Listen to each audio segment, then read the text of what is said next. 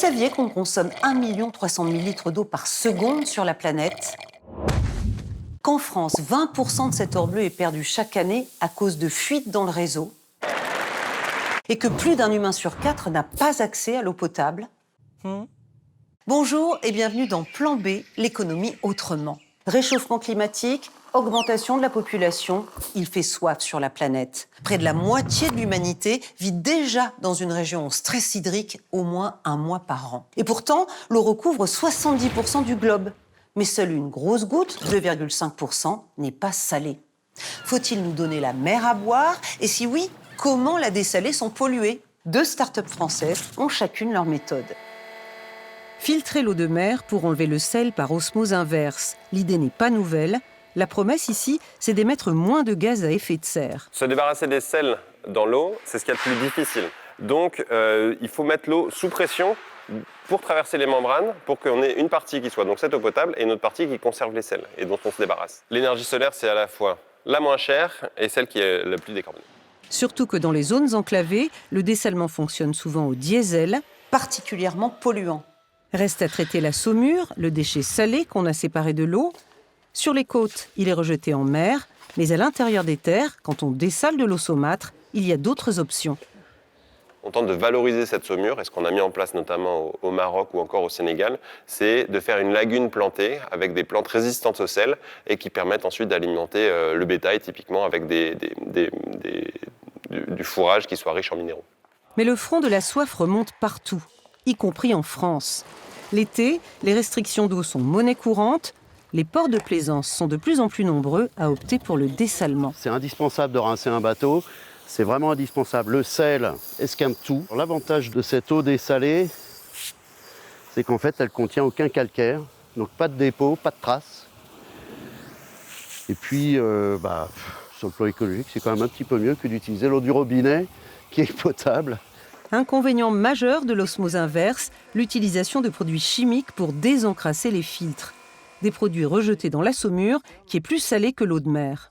Sur 100 litres d'eau de mer, on sort 35 litres d'eau douce et 65 litres de saumure, à une salinité de 40 grammes par litre après dilution. Au lieu de 37 grammes dans ce coin de la Méditerranée.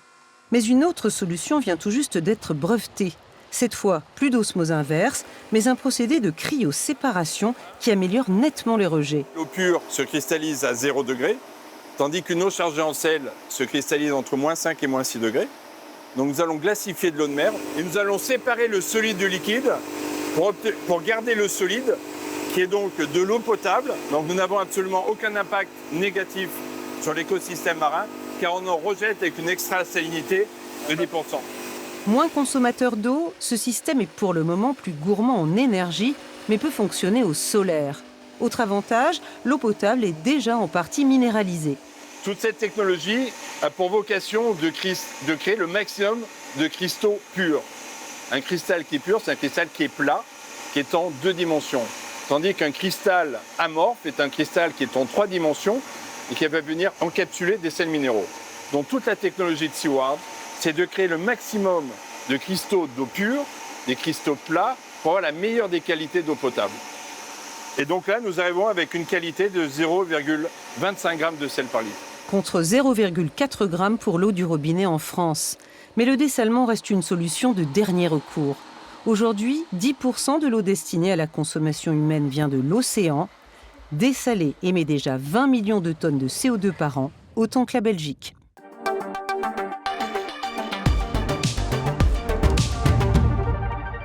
Peut-on dessaler de façon durable ? Il y a plein de progrès technologiques possibles pour améliorer le procédé de dessalement de l'eau de mer. Et on peut évidemment toujours optimiser l'efficacité énergétique de ces procédés. Mais il faut savoir que pour produire 1 mètre cube d'eau potable dans une méthode conventionnelle, prélever de l'eau dans une nappe, une rivière, la filtrer sur un filtre à sable, la décanter, un traitement par UV ou chloration, eh bien, ça demandera toujours moins d'énergie. C'est un rapport de 2 à 5 fois plus d'énergie que les méthodes classiques pour potabiliser de l'eau. Le dessalement a aussi un coût économique ? Oui, au-delà des aspects environnementaux et des aspects énergétiques derrière cette technologie, il y a un coût financier non négligeable et évidemment les zones qui sont très vulnérables aux sécheresses, qui se situent sur le littoral ou sur des îles, ne peuvent pas toutes se payer ces technologies qui sont très chères et on ne pourra pas développer cette technologie partout.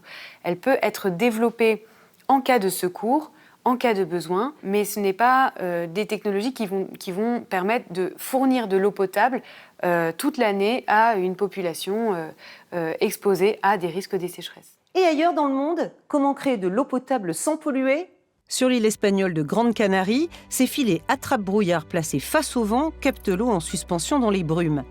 Moisson quotidienne de 20 à 40 litres par mètre carré de filet sans aucune dépense énergétique. Objectif du programme Life Nieblas, irriguer une pépinière et replanter 20 000 arbres détruits par de graves incendies. C'est la fin de cette émission. Retrouvez tous nos plans B sur le site de France 24, Facebook, X et sur mes pages LinkedIn et Instagram. Hasta luego!